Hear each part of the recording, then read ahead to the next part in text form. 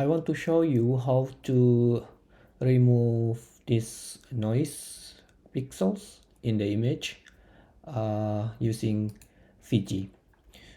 So what you need to do is, after opening the image that you want to edit, go to Process, Noise, Remove Outliers, and in the radius you can change the size of the pixels that you want to remove. You can add, for example, in this case 7 and threshold 0, and which outlier. This time you use bright because you have this white outlier.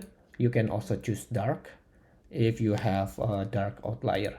So you can preview also how it look like after removing. So you can see this is what you expect you will get. Of course, you can increase as well the radius of the pixels to 10, for example.